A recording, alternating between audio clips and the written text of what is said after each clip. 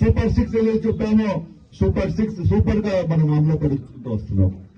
మరి ఇందాక వచ్చేటప్పుడు ఈ రోడ్డు గురించి మా వాళ్ళతో అడిగాను, మా బృందంతో, ఏంది రోడ్డు ఇంత దారుణంగా ఉంది, ఇంత మనం తిరిగేదే కాదు, ఇక్కడ బయట నుంచి కర్ణాటక నుంచి భక్తులు చాలా మంది వస్తుంటారు, వాళ్ళకి ఏమైనా యాక్సిడెంట్ జరిగితే అది మన తలపైన పూస్తారు, ఏమైంది దీని సంగతి అంటే 5 కోట్ల రూపాయలు శాంక్షన్ చేయించాము, అతి తొందరలో కూడా పని చేపిస్తున్నాము అని చెప్పడం జరిగింది. మనము ఏ పని చేసినా గానీ 10 మందికి లబ్ధి ఉండాలా, 10 మందికి మంచి జరగాలని చెప్పి ఒక ఆలోచనతో మనం పని చేసుకుంటూ పోవాలి. ఇదే రూపంలో ఆలోచిస్తుంటే ఆ రోజు గతంలో నాన్నగారు డిప్యూటీ సీఎం ఉన్నప్పుడు నేను 32 కోట్లకి స్ట్రెంథనింగ్ ఆఫ్ బండ్స్, అంటే చెరువులలో నీళ్లు పడతాయి, చెరువులకు నీళ్లు పడినప్పుడు అవి గట్టిగా నిబరంగా ఉండాలా, చెడిపోకూడదు అని చెప్పి మనము అది బిల్లులు తీసుకుని వస్తే అప్పుడు ఒక అడ్డంగా ఒక లైను నిలువు ఒక లైను కొట్టి 33 కోట్లు కొట్టేయడం జరిగింది శ్రీదేవి గారు. మరి దాని గురించి అసెంబ్లీలో మాట్లాడినాము, దాని గురించి జరుగుతూనే ఉంటుంది ప్రాసెస్. ఇలాంటివి వాళ్ళు ఏదో అడ్డదారిగా వచ్చినాం, చచ్చిపోయిన మొగుడు పేరు చెప్పుకొని వచ్చినాం అని ఆలోచన చేసుకొని ఎంత ఉంటే అంత డబ్బులు లెక్క వేసుకొని సైడ్కి వెళ్లిపోతామని చెప్పి చెడ్డ ఆలోచనతో వాళ్ళు రాజకీయం చేశారు. ఒక తరఫు కొడుకును పంపించింది రియల్ ఎస్టేట్ పైన బలమని, ఒక తరఫు బహుమతిని పంపించింది, ఒక బహుమతిని ఎంపీపీ తయారు చేసింది, చెత్త చేసుకొని కుప్పలు గుట్ట పట్టుకొని మన ఎలక్షన్ లో ఓడిపోయింది. మరి అట్లాంటి పరిస్థితి మనకు రాకూడదు. ఇప్పుడు మీరు అందరూ చూడండి, గత 2 సంవత్సరాలు, దాదాపు 2 సంవత్సరాలు అవుతుంది, ఎక్కడ కూడా తెలుగుదేశం నాయకులు చెడ్డ పని చేసినాడు, అన్యాయమైన పని చేసినాడు మీరు ఎక్కడన్నా విన్నారా? ఎందుకంటే తెలుగుదేశం పార్టీ అనేది క్రమశిక్షణ పార్టీ. ఇక్కడ ఎంత పెద్ద వాళ్ళు తప్పు చేసినా గానీ కంపల్సరీ వాళ్ళకి శిక్ష ఉంటుంది అని చెప్పి తెలిసి ఎవరు కూడా తప్పు పనులు చేయరు. తెలుగుదేశం పార్టీ ప్రజల కోసం ఉండేది. అది కాకుండా ఇప్పుడు మనకి సోదరుల మాదిరి జనసేన పార్టీ కూడా వచ్చింది, పవన్ కళ్యాణ్ గారు కూడా వచ్చారు. మరి ఆయన సంగతి మీ అందరూ కూడా తెలుసు. ఆయనకి తిక్కలేసిందంటే ఇంకా ఎవరిని పట్టించుకోకుండా ముందరికి తీసుకునే పోతుంటాడు. అందుకోసమే కరెక్ట్ కాంబినేషన్ లో మన స్టేట్ నడుస్తుంది. పైన నుంచి మోడీ ఆశీర్వాదం కూడా మనకు ఉంది. మనం ఏదైతే 5 ఏళ్లు ఎంకిల పడినామో 5 ఏళ్ల వలన 20 ఏళ్లు ఎంకిల పడినాం మనం. లేకపోతే నీళ్లు మనం ఇప్పుడు చెరువుల్లో నీళ్లు చూసేది ఎప్పుడో రావాల్సినది నీళ్లు.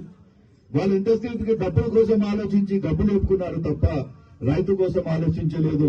ఇక్కడ పంటలు మంచిగా పండాలని చెప్పి ఆ మంచి సదుద్దేశం పెట్టుకొని ముందర రాలేదు.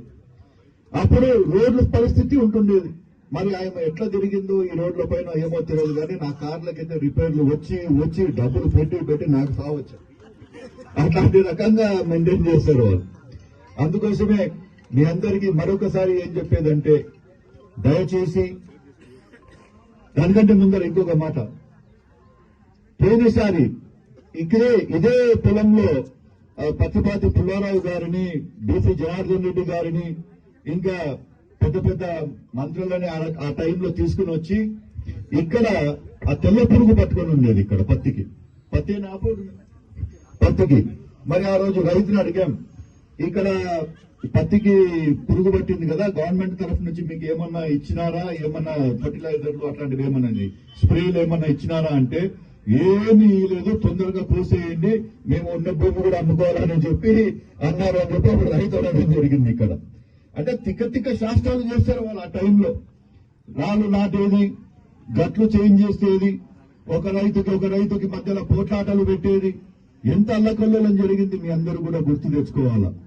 అందుకోసమే మరి ఇంకొకసారి చెప్తున్నాను, ఈ కూటమి ప్రభుత్వం మనందరి కోసము, ప్రజల కోసం ఉంది కూటమి ప్రభుత్వం.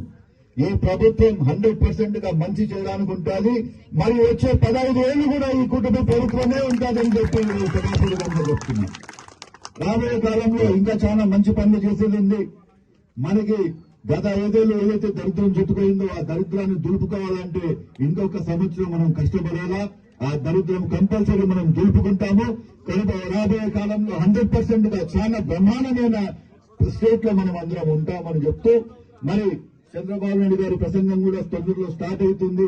ఆయన గారు పెద్దలు పూజ్యులు ఎంత కష్టపడుతున్నారో మాకు తెలుసు. అక్కడ దగ్గర నుంచి చూస్తున్నాం. ఆయన కష్టపడేదే కాకుండా కొడుకుని ఒక తరఫు పవన్ కళ్యాణ్ గారిని ఆయన ఢిల్లీలో మొన్న నేను ఢిల్లీకి పోయడం జరిగింది.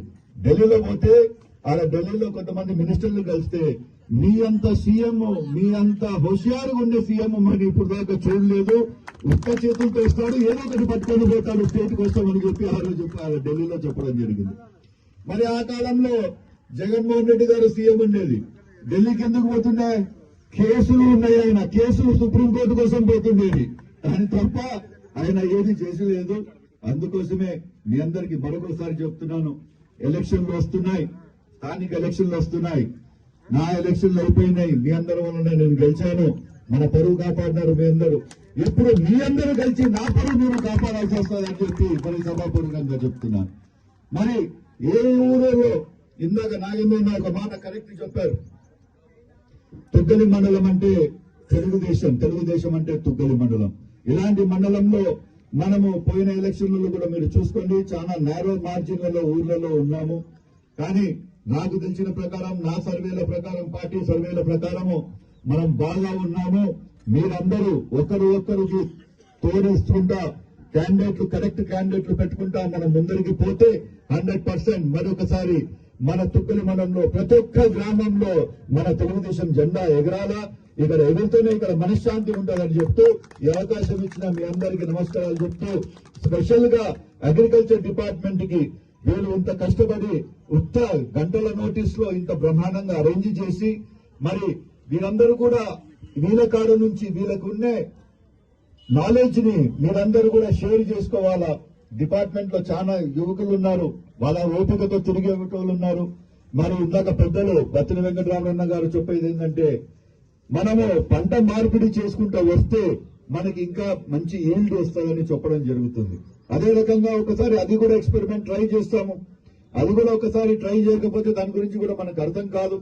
అందుకోసమే డిపార్ట్మెంట్ కూడా మీరు ఇంకా చాలా బాగా చేస్తున్నారు. ఇంకా ప్రొయాక్టివ్ గా ఉండి ఈ పంట మార్పిడి దానిపైన కూడా ఒకసారి కొంచెం సమీక్ష చేసుకొని మా రైతులందరితో కూర్చోబెట్టుకొని ఒకసారి మరి 2-3 సదస్సులు ఏర్పాటు చేస్తాము. దాన్ని ముందరికి ఎట్లా తీసుకొని పోవాలనే దానిపైన ఆలోచన చేసుకొని ముందరు పోతాము. అలాగే మహిళలు అందరికంటే సంతోషంగా గత 2 ఏళ్లుగా ఉన్నారంటే మహిళలే సంతోషంగా ఉన్నారు. చంద్రబాబు నాయుడు గారు మహిళా పక్ష పార్టీ కాబట్టి వాళ్ళకి ఏమి అన్నా గానీ తక్కువని చెప్పి వాళ్ళకు వచ్చేస్తున్నాయి. సంతోషంగా ఉన్నారు. అమ్మా, తెలుగుదేశం పార్టీని, జనసేన పార్టీని మీరు మర్చిపోకుండా రాబోయే ఎలక్షన్లలో కూడా మీరందరూ సహకారం చేయాలా. అదేవిధంగా మరి మంచి రోజులు ఉన్నాయి, తొందర పడకండి.